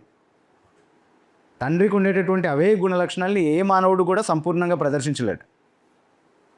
మానవుడు దేవుని స్వరూపంలో, దేవుని పోలికలో సృష్టింపబడినప్పటికీ పతన స్వభావం కలిగినటువంటి మానవుడు సంపూర్ణంగా దాన్ని ప్రదర్శించడం అనేది ఎప్పుడూ సాధ్యం కాదు. తన పతన స్వభావాన్ని ప్రదర్శిస్తూ ఉంటాడు. కానీ నిజంగా శరీరధారిగా వచ్చినటువంటి దేవుడు ఆయన తన జీవితంలో ప్రదర్శించిందంతా కూడా తండ్రికి ఉన్నటువంటి అవే గుణ లక్షణాలనే. దాన్ని మేము చూసామని చెప్తున్నాడు. ఆయన సర్వశక్తిని మేము చూసాం, ఆయన సర్వజ్ఞతను మేము చూసాం అని చెప్తున్నారు. సో దేవుని మహిమ అంటే ఆయన గుణలక్షణాలు అనేది మనం సొంతంగా ఇచ్చేటటువంటి నిర్వచనం కాదు. దాని గురించి చాలా ఖచ్చితమైనటువంటి ఒక వివరణ మనం పాత నిబంధన గ్రంథంలో చూస్తున్నాం. మీరు ఒకవేళ నిర్గమకాండం 33వ అధ్యాయము, ఎక్సోడస్ చాప్టర్ 33 18వ వచనం నుండి మనం చదివితే కనుక అక్కడ మోషే నీ మహిమను నాకు చూపించమని అడుగుతున్నాడు దేవుడిని కదా. దయచేసి నీ మహిమను నాకు చూపుతున్నా. దయచేసి నీ మహిమను నాకు చూపమంటున్నప్పుడు దేవుడు ఏం చూపిస్తానంటున్నాడు? తర్వాత వచనం చదవండి. నా మంచితనం అంతయు నీ ఎదుట కనపరచు. నా మంచితనం అంతయు నీ ఎదుట కనపరచడం. అంటే ఆయన మంచితనం అంతా దేనికి పర్యాయపదంగా ఉంది? ఇక్కడ ఆయన మహిమకు పర్యాయపదంగా ఉంది కదా. అయితే ఆ మహిమ ప్రదర్శించబడినప్పుడు, చూడగలిగే విధంగా ప్రదర్శించబడినప్పుడు ఎవరు చూడలేనటువంటి ఒక గొప్ప వెలుగుగా, ఎవరు సమీపించలేనటువంటి ఒక గొప్ప వెలుగుగా, ఎవరైనా దాన్ని చూస్తే జీవించలేనంత గొప్ప వెలుగుగా అది ప్రదర్శించబడింది. అయితే అలా కూడా యేసుక్రీస్తు ప్రభు యొక్క మహిమను వాళ్ళు చూసారంటే చూసారు. ఎక్కడ చూశారు? రూపాంతర కొండ మీద చూశారు. అందుకే యోహాను, పేతురు, యాకోబు ఆ మహిమను ప్రత్యేకంగా చూశారు. పేతురు కూడా దాని గురించి మాట్లాడుతూ 2 పేతురు పత్రిక 1వ అధ్యాయం 16వ వచనంలో ఈ మహిమను మేము చూసాము, ఆయన మహాత్యమును మేము కన్నులారా చూసిన వారమై తెలిపితిమి. ఆయన మహాత్యాన్ని కన్నులారా ఎక్కడ చూశారు? రూపాంతర కొండ మీద చూశారు. పేతురు కూడా చూశాడు, యోహాను కూడా చూశారు. కాబట్టి ఆయన మహిమను ప్రదర్శించబడిన రూపంలో చూసారా అంటే ఖచ్చితంగా చూశారు. మోషే కూడా అదే చూపించమని అడుగుతున్నాడు. కానీ దేవుడు తన మహిమకు సంబంధించినటువంటి సరైన నిర్వచనాన్ని మనకి ఇక్కడ ఇస్తా ఉన్నాడు కదా. ఆయన మంచితనం అంతయు కనపరుస్తానని చెప్తున్నప్పుడు ఆయన మహిమను కనపరుస్తాననేటటువంటి మాటకు పర్యాయపదంగా దేవుడు ఆ మాట చెప్తున్నట్టుగా మనం చూస్తూ ఉన్నాం. సో తర్వాత తన మహిమను ప్రదర్శించాడు. గొప్ప వెలుగు ఎవరు చూడలేరు కాబట్టి కేవలం నా వెనుక భాగాలని చూసిన విధంగా మాత్రమే నా మహిమను చూడగలుగుతావు, నా ముఖాన్ని చూసినంత పరిపూర్ణంగా నా మహిమను చూడలేవు అని మోషేతో అక్కడ దేవుడు మాట్లాడడం మనం చూస్తున్నాం. మళ్ళీ 34వ అధ్యాయంలో దేవుడు ఆయనకి ఎలా తన మహిమను చూపించాడో మళ్ళీ వివరించబడింది. 5వ వచనం నుండి ఒకసారి చదివితే మనం 34వ అధ్యాయం 5వ వచనం. మేఘంలో యెహోవా దిగి అక్కడ అతనితో నిలిచి యెహోవా అను నామమును ప్రకటించెను. యెహోవా అను నామమును ప్రకటించను. దేవుని యొక్క నామాన్ని ప్రకటించడం అంటే ఏంటి? ఆయన నామము అంటే మళ్ళీ ఆయన ఏమై ఉన్నాడో అవన్నిటిని వివరించేటటువంటి లక్షణాలే ఆయన నామం. యెహోవా అన్నటువంటి నామము ఆయన ఉన్నవాడు అన్నటువంటి ఆయన లక్షణాన్ని తెలియజేస్తుంది. అట్లాగే ఆయనకు ఆపాదించినటువంటి ప్రతి నామము ఏదో ఒక గుణ లక్షణాన్ని తెలియపరిచేటటువంటి నామమే. కాబట్టి ఆయన నామాన్ని ప్రకటించాడు అని అంటున్నాడు. తర్వాత అతని ఎదుట యెహోవా అతని దాటి వెళ్ళుచు యెహోవా కనికరము, దయ, దీర్ఘశాంతము, విస్తారమైన కృపా సత్యములు గల దేవుడైన యెహోవా. యెహోవా కనికరము, దయ, దీర్ఘశాంతము, విస్తారమైన కృపా సత్యములు గల దేవుడైన యెహోవా అని చెప్తున్నాడు. ఇవన్నీ ఏంటి? ఇవన్నీ ఆయన గుణ లక్షణాలే. ఇవే దేవుని యొక్క నామం అని కూడా మనం చెప్పొచ్చు. అంటే ఆయన ఏమై ఉన్నాడో దాన్ని మోషేకు ప్రత్యక్షపరుస్తూ దాన్ని ప్రకటించాడు. అలా దేవుడు తన మహిమను మోషేకు చూపించాడు. అలాగే తండ్రి యొక్క అద్వితీయ కుమారుని మహిమను కూడా మేము చూసాము. తండ్రికి ఉన్నటువంటి అదే గుణలక్షణాలని యేసుక్రీస్తు ప్రభు కూడా ప్రదర్శించడం ఆయన అద్భుతాల్లో చూసాం, ఆయన మాటల్లో చూసాం, ఆయన జీవితంలో చూసాం. ఆయన మరణ పునరుద్ధానాల్లో ఆయన యొక్క గొప్ప అద్భుత శక్తిని, ఆ దైవత్వపు లక్షణాలని పరిపూర్ణంగా మేము చూసాము అని చెప్తా ఉన్నాడు యోహాన్. అందుకే తర్వాత మనం చూస్తాం యోహాను సువార్త 2వ అధ్యాయం 11వ వచనంలో ఆయన మొదటి అద్భుతం చేసిన తర్వాత కానా విందులో ద్రాక్షారసంగా నీళ్ళని మార్చిన తర్వాత ఇలా చేయడం ద్వారా ఏం ప్రదర్శించాడు అని చదువుతున్నాం మన 11వ వచనం ఒకసారి చూడండి. గలిలియలోని కానాలో యేసు ఈ మొదటి సూచక్రియ చేసి తన మహిమను బయలుపరిచాడు. అంటే ఈ మొదటి సూచక క్రియ చేయడం ద్వారా తన మహిమను బయలుపరిచాడు. అంటే దేవుడుగా తన లక్షణాన్ని, దేన్నైనా సృష్టించగలిగేటటువంటి తన లక్షణాన్ని, అంటే అసలు ద్రాక్షారసానికి నీళ్ళకి ఏమైనా సంబంధం ఉందా? ప్రాపర్టీస్ వైజ్ ఆలోచిస్తే కెమికల్గా ఏమైనా ఉందా? It is completely changing of something into something else కదా. It is the very nature, the creative act. అసలు ద్రాక్షారసం అంటే ఫస్ట్ ద్రాక్ష పండించాలి, దాన్ని పిండాలి, దాని నుంచి రసం తీయాలి, దాని ద్రాక్షారసం అంటే ఇట్స్ ఎ ప్రాసెస్. కానీ ఆ ప్రాసెస్ ఏమీ లేకుండా కేవలం నీళ్ళని ద్రాక్షారసంగా మార్చేటటువంటి అద్భుత శక్తిని ప్రదర్శించడం ద్వారా తన దైవిక మహిమను ప్రదర్శించాడు అని చెప్తున్నాడు. సో ఈ విధంగా ఆయన చేసినటువంటి కార్యాల ద్వారా, ఆయన జీవితం ద్వారా వాళ్ళు ఆయన మహిమను అర్థం చేసుకోగలిగారు. సో ఆయన మహిమను చూశారు అని అంటే this is what he means. Okay, తర్వాత అద్వితీయ కుమారుడు అన్నటువంటి ఒక మాట కూడా ఉంది ఇక్కడ కదా. అద్వితీయ కుమారుడు అన్నటువంటి మాటకి గ్రీక్లో వాడబడినటువంటి మూల పదం ఏంటి అంటే మోనోగెనేస్ అనేటటువంటి పదం వాడారు. అంటే అద్వితీయ అన్నటువంటి సరైనటువంటి ట్రాన్స్లేషన్ ఇక్కడ ఓన్లీ బిగాటన్ అని కొన్ని వర్షన్స్లో ఉంది. దానికంటే ద ఓన్లీ సన్ అని కొన్ని వర్షన్స్లో ఉన్నటువంటి రీడింగ్ ఏదైతే ఉందో అది చాలా మంచి మీనింగ్ని కన్వే చేస్తూ ఉంది. అంటే ఆయన లాంటి ఇంకొక కుమారుడు ఆయనకి లేడు. యేసుక్రీస్తు ప్రభువు లాంటి ఇంకొక కుమారుడు ఆయనకు లేడు కాబట్టి ఆయన్ని అద్వితీయ కుమారుడు అని పిలిచాడు.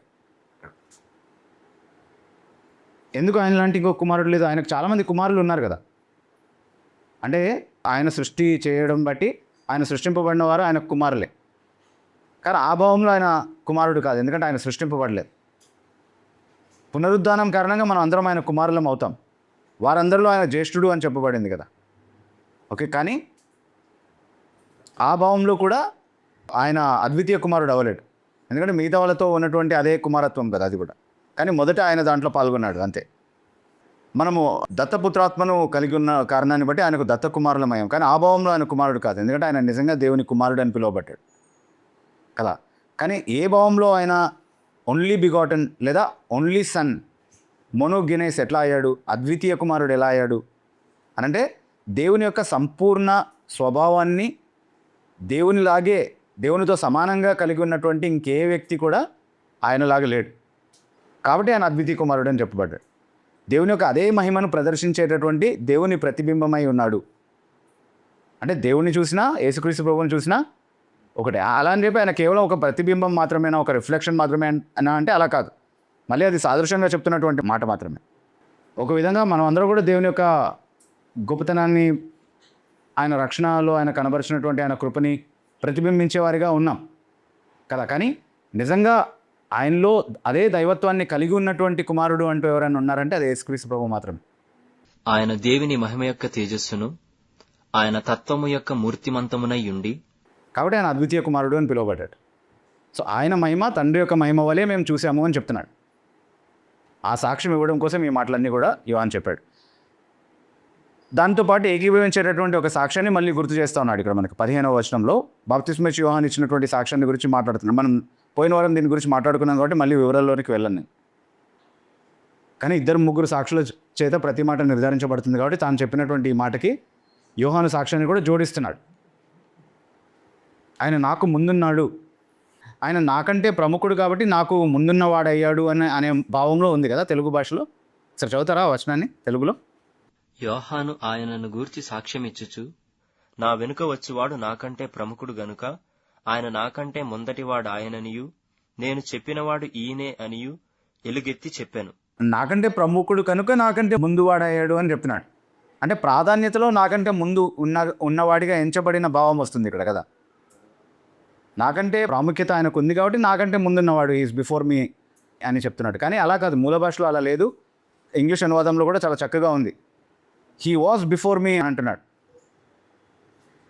ఆయన నాకంటే ప్రముఖుడు, ఆయన నాకంటే ముందున్నవాడు అని ఉంది. అది మిస్ అయింది, ఆ భావం మిస్ అయింది మన తెలుగు అనువాదం. ఆయన బాప్తిస్మా యోహాను కంటే ముందున్నవాడు మాత్రమే కాదు, అంటే అదే యోహాను ఉద్దేశం అని మనకు ఎలా అర్థమవుతుంది అని అంటే తర్వాత యేసుక్రీస్తు ప్రభువు స్వయంగా చెప్పినటువంటి సాక్ష్యాన్ని యోహాను సువార్త 8వ అధ్యాయం 58వ వచనంలో చెప్తున్నాడు. నేను అబ్రహాము కంటే ముందున్నవాడిని అని అంటున్నాడు. అక్కడ క్రొనాలజికల్గా మాట్లాడుతున్నాడు. అంటే మా తండ్రి అబ్రహాం ఎప్పుడో చనిపోయాడు, నువ్వు ఆయన కంటే ముందున్నావా అని అడిగిన ప్రశ్నకి అబ్రహాము కంటే ముందు నేనున్నాను అని చెప్తున్నాడు. అలాగే ఆయన ఆది అందున్నాడు అని మొదటే సాక్ష్యం ఇచ్చేశాడు కదా ఇదే సందర్భంలో. కాబట్టి కేవలం ప్రాముఖ్యతలో కాదు, ఈవెన్ క్రొనాలజికల్గా కూడా, అంటే సమయంలో కూడా అందరికంటే ముందున్నవాడు యేసుక్రీస్తు ప్రభు. అలాగే బాప్తిస్మా యోహాను కూడా అదే సాక్ష్యాన్ని ఇచ్చాడు అన్న భావంలోనే యోహాను ఇక్కడ మాట్లాడుతున్నాడు. తర్వాత 16వ వచనంలో ఒకసారి చదవండి. 16వ వచనం. ఆయన పరిపూర్ణతలో నుండి మనమందరము కృప వెంబడి కృపను పొందితిమి. ఓకే, ఆయన కృపాసత్య సంపూర్ణుడు అని చెప్పబడింది 14వ వచనంలో.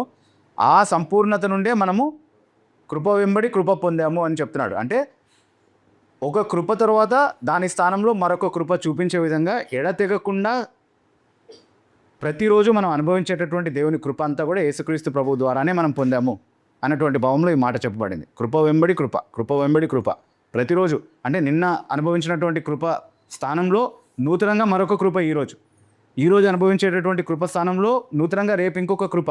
అలా కృప వెంబడి కృప మనం పొందుతూనే ఉన్నాం దేవుని వద్ద నుండి.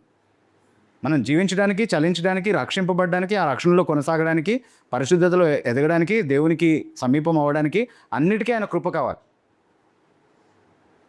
ఆయన కృప లేకుండా ఎవరు కూడా తిరిగి జన్మింపబడి దేవుని మూలంగా పుట్టి యేసుక్రీస్తును నిత్యవాక్యంగా అంగీకరించేటటువంటి అవకాశం లేదు.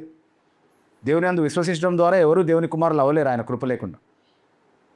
అలా అయిన తర్వాత కూడా వెలుగును ద్వేషించేటటువంటి చీకటికి వేరుగా ఉండి వెలుగును ప్రేమించేటటువంటి వారిగా మనం కొనసాగడానికి అవసరమైనటువంటి కృప ప్రతిరోజు కావాలి మనకి. అలాంటి కృప వెంబడి కృప యేసుక్రీస్తు ప్రభు మూలంగానే మనం పొందుతున్నాము అన్నటువంటి మాట చాలా స్పష్టంగా చెప్తా ఉన్నాడు. ఓకే, సో అందుకే కృప వెంబడి కృప మనం పొంది ఉన్నాము అన్నటువంటి మాట చెప్తున్నాడు. Is that all? 16 ఓకే, 17వ వచనం ఒకసారి చదువుదాం. ధర్మశాస్త్రము మోషే ద్వారా అనుగ్రహింపబడెను, కృపయు సత్యమును యేసుక్రీస్తు ద్వారా కలిగెను. ఓకే, సో ధర్మశాస్త్రము మోషే ద్వారా వచ్చింది, కృపయు సత్యము యేసుక్రీస్తు ప్రభు ద్వారా వచ్చింది అని చెప్తున్నప్పుడు ధర్మశాస్త్రాన్ని ఏమైనా తక్కువ చేసి మాట్లాడుతున్నాడా ఇక్కడ? లేదు. ఎందుకంటే ధర్మశాస్త్రం చాలా గొప్పది. అది దేవుని యొక్క మహిమను ప్రదర్శించి లేదా దేవుని యొక్క గుణలక్షణాలని ప్రదర్శించేటటువంటి బోధగా మనం చాలా స్పష్టంగా చూస్తూ ఉన్నాం. నైతికమైనటువంటి ధర్మశాస్త్రాన్ని ఆదాము కాలం నుండి దేవుడు ఏదైతే బయలుపరిచాడో, అలాగే ఆచార సంబంధమైనటువంటి ధర్మశాస్త్రాన్ని ఏదైతే మోషే కాలం నుండి దేవుడు బయలుపరిచాడో, ఈ రెండు కూడా గ్రంథస్థం చేయబడి అనుగ్రహించబడింది మోషే కాలంలోనే. కాబట్టి మోషే ద్వారా ధర్మశాస్త్రం వచ్చింది అని చెప్తున్నాడు. అయితే మోషే ధర్మశాస్త్రంలో కృప లేదా అంటే, కృప మనకు అవసరమని మనల్ని గుర్తించేలా చేసేటటువంటి సామర్థ్యం ధర్మశాస్త్రానికి మాత్రమే ఉంది. ఎందుకంటే ధర్మశాస్త్రం కోరేటటువంటి ప్రతి ఆజ్ఞను మీరి మనం పాపులమయ్యామని ధర్మశాస్త్రం చదువుతున్నప్పుడు మనకు అర్థమవుతుంది. కాబట్టి కృప మనకు అవసరమని మనకు బోధించేది ధర్మశాస్త్రం. కానీ కృపను ఇవ్వగలుగుతుందా ధర్మశాస్త్రం? ఇవ్వలేరు. ధర్మశాస్త్రం వాస్తవానికి రాజీ పడడానికి అస్సలు సమ్మతించదు. పాపం చేసిన వాడికి ఖచ్చితంగా శిక్ష విధించాలి, నువ్వు ఏం చేస్తే నీతిమంతుడిగా ఉంటావు, దేన్ని ఉల్లంఘిస్తే పాపి అవుతావు, దాని పర్యవసానం ఏంటి అని ప్రకటించడానికి మాత్రమే ధర్మశాస్త్రం ఇవ్వబడింది కదా. అది నైతిక ధర్మశాస్త్రానికి ఉన్నటువంటి స్వభావం. మరి ఆచార సంబంధమైనటువంటి ధర్మశాస్త్రం ఏం చేసింది అని అంటే, కృప పొందడానికి పాప పరిహారాన్ని మనకు చూపించింది, కానీ అది కేవలం సాదృశ్య రీతిగా మాత్రమే చూపించింది, ఛాయగానే మనకు చూపించింది. అంటే నిజంగా ధర్మశాస్త్రం విధించినటువంటి పరిహార మార్గాలు పాపాన్ని శాశ్వతంగా పరిహరించగలుగుతాయంటే లేదు. ఎందుకంటే ప్రతి సంవత్సరము మళ్ళీ ఆ పాప పరిహారార్థమైనటువంటి బలులు వాళ్ళు అర్పించాల్సినటువంటి అవసరం ఉండింది. దానివల్ల ఏం నిరూపించబడుతుందని హెబ్రీ గ్రంథకర్త చెప్తున్నాడు? అది శాశ్వతమైనటువంటి పరిహారం కాదు, అది కేవలం ఛాయగా మాత్రమే ఉండినటువంటి పరిహారం. సో కృపని, సత్యాన్ని ధర్మశాస్త్రం ప్రదర్శించింది, చూపించింది మనకి. కానీ కృప యొక్క అవసరతను మనకు నేర్పించింది, కృపను ఇవ్వలేకపోయింది. సత్యాన్ని సాదృశ్యపరచగలిగింది కానీ సత్యాన్ని స్థిరపరచలేకపోయింది. ఎందుకంటే సత్యం కాదు కదా, అది కేవలం సాదృశ్యం మాత్రమే, రాబోయే సంగతులకు ఛాయ మాత్రమే అందులో ఉన్నది. ఛాయ ఎప్పుడు సత్యం కాదు కదా. ఛాయ కేవలం నిజ స్వరూపం యొక్క ఛాయ మాత్రమే. అసలు స్వరూపం ఎవరిలో ఉంది? యేసుక్రీస్తు ప్రభువులో ఉంది. సో ఆయన వచ్చి ఏ కృప అయితే మనకు అవసరమని ధర్మశాస్త్రం చెప్తుందో ఆ కృప తీసుకొచ్చాడు. ఆయన వచ్చి ఏ సత్యం అయితే ధర్మశాస్త్రం ద్వారా సాదృశ్యపరచబడిందో ఆ సత్యాన్ని స్థిరపరిచాడు. కాబట్టి మోషే ద్వారా వచ్చినటువంటి ధర్మశాస్త్రానికి సంపూర్ణ నెరవేర్పు ఎవరు అని అంటే, కృపయు సత్యము ఎవరి ద్వారా వచ్చిందో ఆ యేసుక్రీస్తు ప్రభువే అని చెప్తూ కన్క్లూజన్ ఈ వచనాలు మనం ఇదివరకు వివరించుకున్నటువంటి వచనమే 18వ వచనంలో, ఎవ్వడును ఎప్పుడైనా దేవుని చూడలేదు కానీ తండ్రి రొమ్మున ఉన్న అద్వితీయ కుమారుడే ఆయన కనబరిచాడు. సో ఈ అద్వితీయ కుమారుని గురించినటువంటి వర్ణన అంతా కూడా ఈ మొదటి 17 వచనాల్లో మనం చదివాం. ఆయన ఎవరు, ఆయన ద్వారా మనమేమో ఏం ప్రయోజనం పొందుతాము, దాన్ని ఎలా పొందగలుగుతాము, ఆయనకున్నటువంటి గొప్ప మహిమ ఏంటి, ఆయనకు తండ్రికి ఉన్నటువంటి సమానత్వం ఏంటి అన్నటువంటి విషయాలన్నీ కూడా వర్ణించిన తర్వాత ఏమంటున్నాడు అని అంటే, ఈయన ఎందుకు వాక్యం అని పిలువబడ్డాడు అని అంటే, ఈయననే దేవుణ్ణి వ్యక్తపరిచినటువంటి కార్యాన్ని చేశాడు. ఆ కార్యం ఇంకెవరూ చేయలేదు. ఇంకే మాధ్యమం ద్వారా కూడా ఆయన వ్యక్తపరిచిన విధంగా దేవుడు వ్యక్తపరచబడలేదు. కాబట్టి దేవుణ్ణి వ్యక్తపరిచినటువంటి వ్యక్తిగా ఆయన వాక్యం అని పిలువబడ్డాడు అన్నటువంటి నిర్వచనం ఈ వచనం ద్వారానే మనం నిర్ధారించుకున్నాం. సో చాలామంది పాత నిబంధనలో దేవుణ్ణి చూశారు కదా, చూసారా? యాకోబు ముఖాముఖిగా చూసినట్టుగా చూస్తున్నాం మనం. మోషే చూశాడు, అబ్రహాం చూశాడు, మనోహ చూశాడు, గిద్యోన్ చూశాడు. వాళ్ళందరూ చూసింది కూడా ఈయన్నే. పురాతన కాలం మొదలుకొని శాశ్వత కాలము తన ప్రత్యక్షతను ఎవరైతే కనబరుస్తూ వచ్చాడో ఆ దేవుడినే వారు చూశారు. అంటే యేసుక్రీస్తు ప్రభువునే వాళ్ళు చూశారు. ఆయనే బెత్లెహేం ఎఫ్రాతాలో శిశువుగా పుట్టబోతున్నాడని మీకా గ్రంథం 5వ అధ్యాయం 2వ వచనంలో ప్రవచనాత్మకంగా మనం చదువుతాం. కాబట్టి శరీరధారిగా వచ్చినటువంటి ఈ యేసుక్రీస్తు ప్రభువే ఎప్పుడైనా దేవుడిగా ప్రత్యక్షపరచబడ్డాడు. ఎవరైనా దర్శన రూపకంగా కళారూపకంగా దేవుడిని చూసుంటారేమో, కానీ అక్షరాల ప్రత్యక్షం అయ్యి దేవుడే స్వయంగా వచ్చి మాట్లాడినటువంటి సందర్భం అంటూ లేఖనాల్లో ఎక్కడ కనబడినా సరే అది స్వయంగా యేసుక్రీస్తు ప్రభువే. ఆయనే శరీరధారిగా వచ్చి సంపూర్ణంగా శరీరంలో దేవుని యొక్క పరిపూర్ణతలను, దేవుని యొక్క సంపూర్ణ గుణలక్షణాలను ప్రత్యక్షపరిచాడు. మేము దాన్ని చూసి దానికి సాక్ష్యం ఇచ్చి ఈ సంగతులు మీకు తెలియజేస్తున్నాము అని పరిచయాన్ని మనకి ఇస్తూ, ఇప్పుడు యేసుక్రీస్తు ప్రభు యొక్క జీవితంలోనికి ఆయన పరిచర్య ఎలా ప్రారంభమైందో ఆ వివరాల్లోనికి యోహాను వెళ్తున్నాడు. ఆ వివరాలని మనం వచ్చే వారం నుండి తెలుసుకునే ప్రయత్నం చేద్దాం. కానీ యేసుక్రీస్తు ప్రభు ఎవరు అన్నటువంటి సత్యాన్ని ఎప్పుడు మనం గుర్తుపెట్టుకున్నాం. ఆయన దేవుడు అన్నటువంటి సత్యంతో ఎప్పుడు మనం రాజీ పడకూడదు. ఆయన అద్వితీయ దేవుని కుమారుడు అన్నటువంటి సత్యంతో మనం ఎప్పుడు రాజీ పడకూడదు. ఆయన సంపూర్ణ దేవుడిగా ఎలాగున్నాడో అలాగే సంపూర్ణ మానవుడిగా ఉన్నాడు అన్నటువంటి సత్యంతో కూడా మనం ఎప్పుడు రాజీ పడకూడదు. ఈ వచనాల్లో మనం 1 నుంచి 5 వరకు అలాగే 9 నుంచి 11 వరకు ఉన్నటువంటి వాక్య భాగంలో వాక్యానికి ఉన్నటువంటి నిజమైనటువంటి స్వరూపం ఏంటో మనం నేర్చుకున్నాం. అలాగే 6 నుండి 8 వరకు ఉన్నటువంటి వాక్య భాగంలో క్రైస్తవ పరిచర్యకు ఉన్నటువంటి సత్య స్వభావం ఏంటో మనం నేర్చుకున్నాం. అలాగే 11వ వచనంలో పాపానికి పాపులకు ఉన్నటువంటి స్వభావం ఏంటో మనం నేర్చుకున్నాం. 10వ వచనంలో కూడా కొంతవరకు ఆలోచన ఉంది. 10, 11 వచనాల్లో పాపానికి పాపులకు ఉన్నటువంటి స్వభావం ఏంటి, వెలుగుతో విభేదించి దాంతో ఎప్పుడు సమ్మతించకుండా దాన్ని అంగీకరించకుండా వ్యతిరేకించేటటువంటి స్వభావం ఎలా ఉంది అన్నటువంటి విషయాల్ని మనం నేర్చుకున్నాం. అయితే 12, 13 వచనాల్లో దేవుని యొక్క కుమారుల నిజ స్వభావం ఏంటో మనం నేర్చుకున్నాం. వాళ్ళు దేవుని మూలంగా పుట్టినవారు కాబట్టి వారు శరీరం లేదా రక్తం లేదా మనుష్యేచ్ఛ వలన పుట్టినవారు కాదు. దేవుని మూలంగా పుట్టినవారు కాబట్టి సత్యాన్ని అంగీకరించగలుగుతారు, యేసుక్రీస్తు ప్రభువుని అంగీకరించగలుగుతారు అన్నటువంటి విషయాన్ని మనం చూసాం. అలాగే శరీరధారిగా వచ్చినటువంటి వాక్యం యొక్క నిజ స్వభావం ఏంటో కూడా 14 నుండి 18 వరకు ఉన్నటువంటి వాక్య భాగాల్లో మనం చూసాం. సో ఈ వాక్య భాగాలను ఎప్పుడు కూడా మనం గుర్తుపెట్టుకుందాం, ఎందుకంటే ఇవి క్రైస్తవ పునాది సత్యాలు. వీటి విషయంలో ఎవరు రాజీ పడినా వాళ్ళు క్రైస్తవులు అనడానికి అవకాశమే లేదు అన్నటువంటి విషయాన్ని గుర్తుపెట్టుకుందాం. కాబట్టి సిద్ధాంత బోధన ఎంత ప్రాముఖ్యమైనదో మనకు ముందు చెప్పిన తర్వాత, యేసుక్రీస్తు ప్రభువుని గురించి ఎలాంటి సైద్ధాంతిక అవగాహన మనం ఉండాలో ముందు చెప్పిన తర్వాత, ఆయన జీవితంలో ఈ సత్యాలన్నీ ప్రదర్శించబడేటటువంటి సన్నివేశాలను ఇప్పుడు మనకు యోహాను వివరించబోతున్నాడు. వాటిని వచ్చే వారం నుండి మనం నేర్చుకుందాం. దేవుడు ఈ వాక్యాన్ని దీవించుగాక.